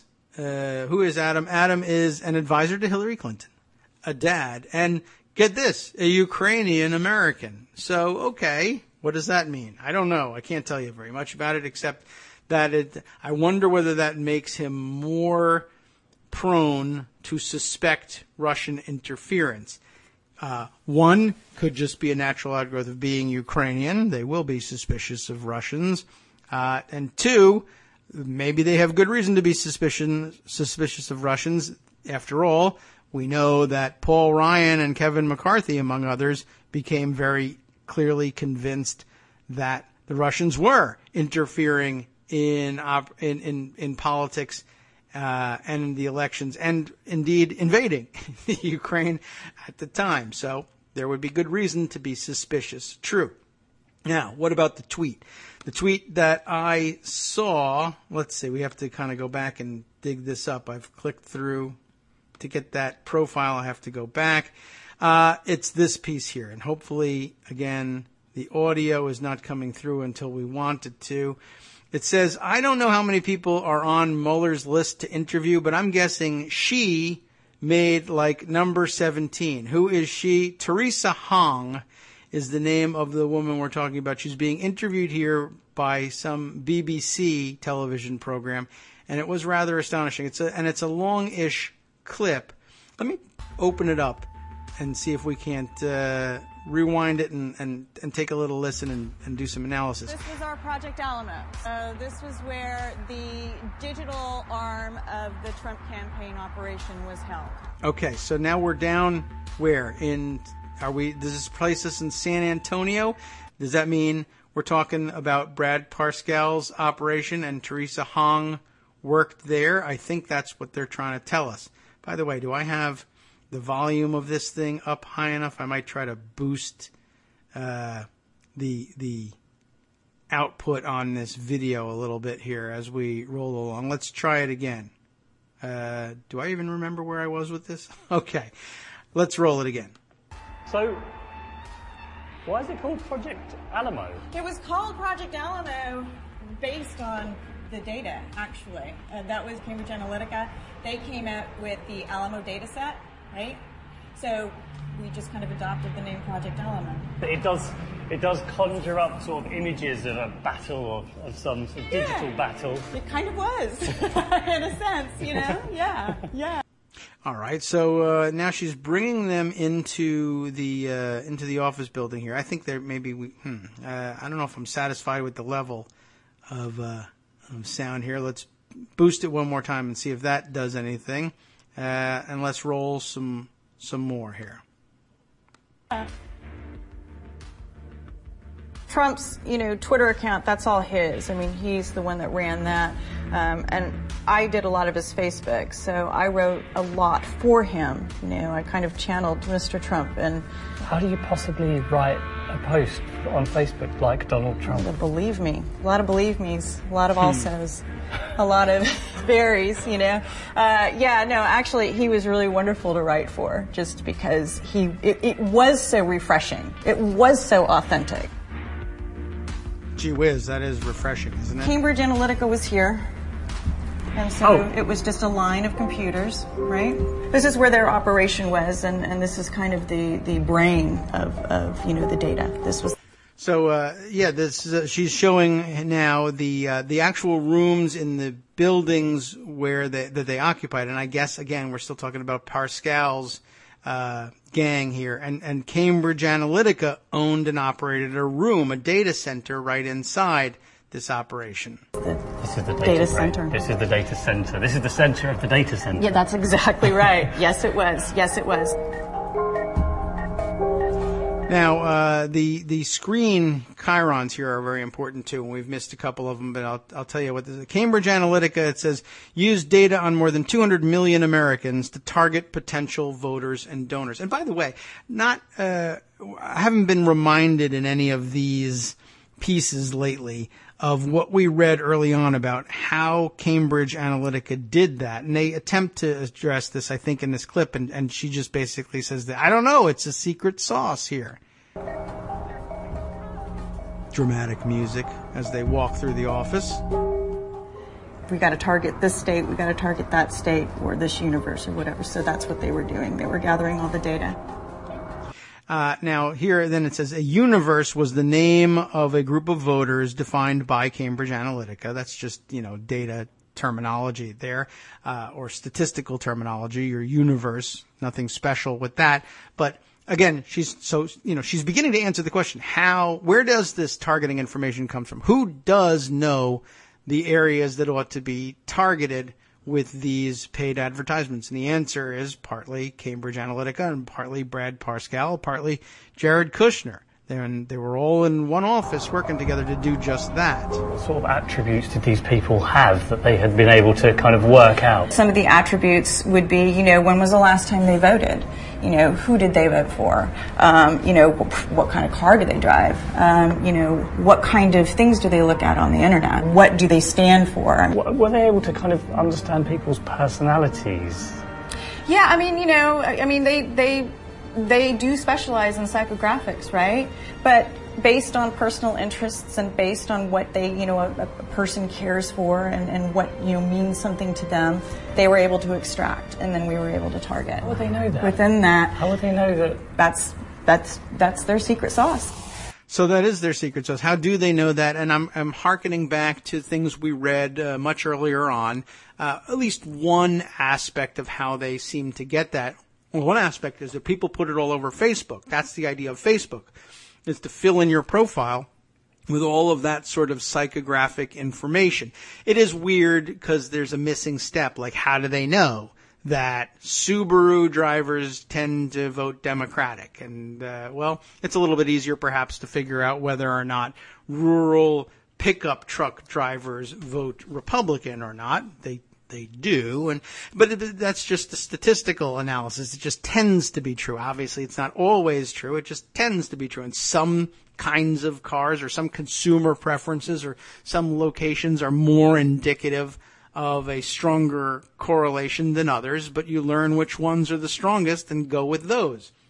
But in addition, and I haven't seen much follow-up on this one, and I'd like to try to dig that up and see if there's been any more writing about it, was that how much time Cambridge Analytica spent either directly doing this themselves or farming the data or, buying the data from people who did it. But all of those stupid Facebook quizzes of which Star Trek character are you, which, which Pokemon are you, that people think of as fun little games just to, who cares, right? Only my friends are going to see which Pokemon I am. What does that mean?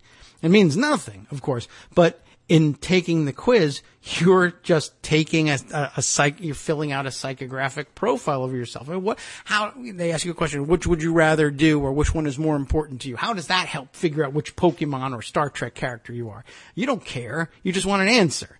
Somebody else just wants your answers for different reasons, and they don't care to tell you which Pokemon character or Star Trek character you are either. They're just going to give you an answer, and you'll say, look, this is the answer, and you'll share it with everybody, and that will make people say, gee, which one am I? And then they'll go and take the same psychographic profiling test. Where does the data go? What if it all goes to Cambridge Analytica or operations like that, who then use it to target you with fake news, Facebook ads, etc.? How do I know if you're susceptible to this kind of idiocy?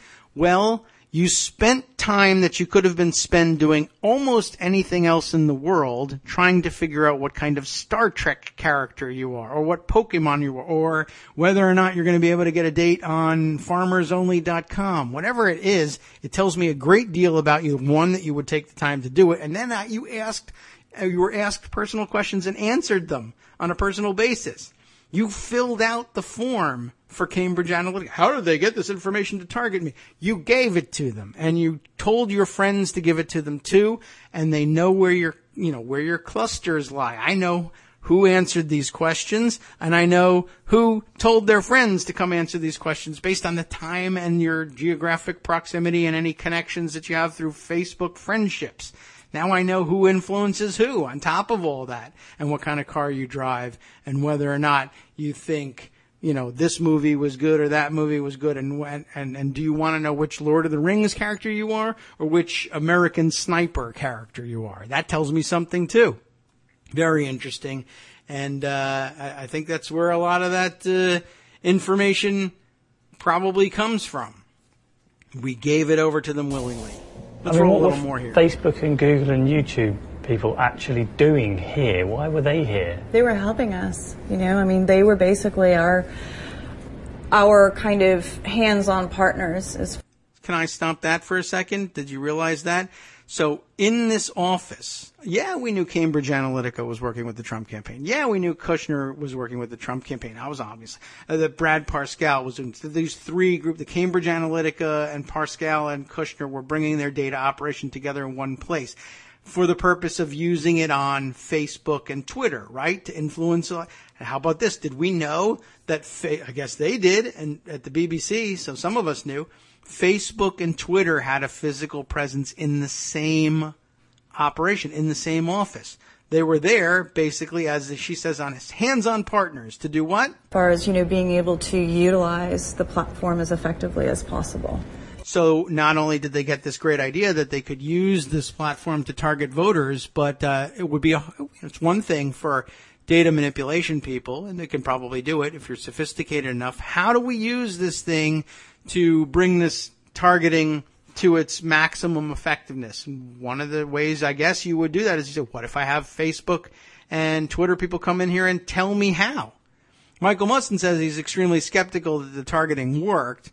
Finding correlations is easy, but mostly noise. This is confirmation bias. It may be, but then how much work had to be done? 77,000 votes out of millions, out of 60 plus million, or 100 and something million, I guess, was all that really needed to be changed. It was a long shot, yes. And yes, as he points out, Trump's explicitly racist message worked. Tell me about all the targeting misfires. That would be interesting to find out too, obviously, but part of the targeting is going to be, well, here's what we found out. They're insanely racist right here. Let's send them the racist ads. And that's basically what they were able to do. The Trump campaign, it says, spent most of its budget, $85 million, on Facebook. That is a little curious, don't you think? When you're pumping in millions and millions of dollars to these social platforms, you're going to get white glove treatment. So they would send people, representatives to, the Project Alamo to ensure that all of our needs were being met. More than 100 adverts, it says here, were created every day and delivered via Silicon Valley's vast social networks. Why more than 100 a day? Well, with these digital insights, the campaign team was able to shape its online messages and send what works to the people they need to. Adverts were tailored for particular audiences defined by data. For instance, are you racist? I'll send you the racist ad. This universe right here, that Cambridge Analytica, they've collected data and they have identified as working mothers that are concerned about child care. And child care, obviously, that's not going to be like a war-ridden, destructive ad, right? That's more kind of warm and fuzzy, and this is what Trump's going to do for you. But if you notice, Trump's not speaking in it. Yes, he wasn't speaking. Right. He wasn't in it at all, was he? Right. Trump wasn't speaking in it. That audience there, we wanted a softer approach. So this is the type of approach that we would take. It wasn't uncommon to have about 35 to 45,000 iterations of these types of ads every day, right? Sometimes a red button would work better or a blue button would work better. It says here it has become a powerful political tool, but is largely unregulated, Facebook. Without Facebook, we wouldn't have won. I mean, Facebook really and truly put us over the edge. I mean, Facebook was the medium that proved most successful for this campaign. Well, that's pretty persuasive in terms of the rhetoric, but of course, Michael being skeptical, and is right to be skeptical, of course, this person's going to say that Facebook was the platform that put them over the top, because if you want to now be over the top and you believe that, you'll go hire these people or people just like it who are selling this service and spend $85 million on Facebook, and that's good for Facebook, and it's good for these consultants. That's always true. Good skepticism, good to hold out there. Let's see. Last thing I will try and fit in before we cut out for the day. I was just reminded of it by Kate Sherrill, who sent this along. It was already sitting here. You might have guessed that it was in pocket. Won't be able to get through the entirety of the article, but I'll bring you this piece, and that ought to perk your interest, and maybe we'll talk about it a little bit more tomorrow, but I bet the headline will do the case. The Daily Beast has this piece. It is Katie Zavadsky who wrote it. Russians flock to Trump properties. We already knew this was the case. Flock to Trump properties to give birth to U.S. citizens.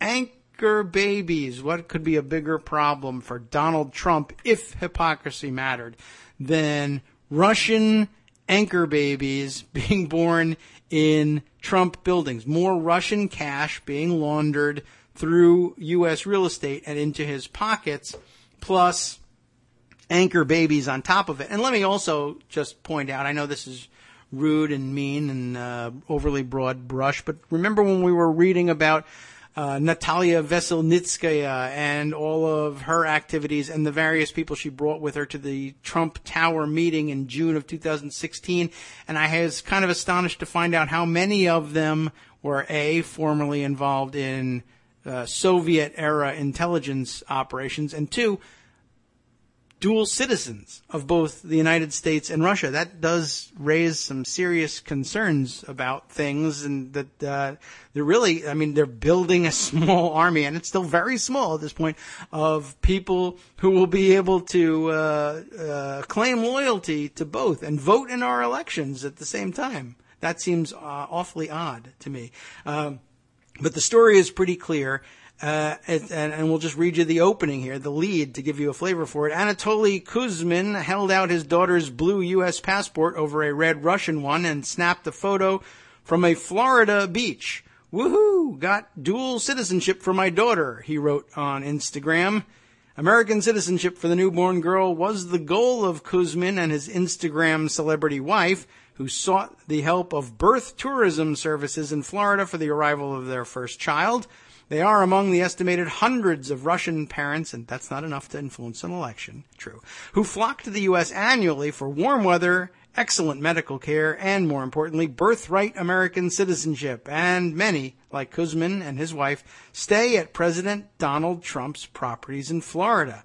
I don't know whether they buy it, lease it, rent it, something in between, but it's an interesting subject and worth more discussion in the future. Just a couple of quick notes before cutting out here, and we can perhaps fit it in here. Greg sent me something else. Reuters Business says, this just in, Twitter to give congressional committees an analysis of Russian activity similar to the one Facebook provided, according to Senator Warner. So we'll include that article. Oh, I'm sorry. It's just in. It's in, but we haven't written it up. So you got a tweet that we can include for you instead. And all right, I'll put that in pocket so that we can include it in our roundup. And it's getting time to round things up for ourselves here. By the way, this picture of Anatoly Kuzmin is a rather ridiculous one. In this Daily Beast story here, it's a picture of him pushing a very, very expensive and high-tech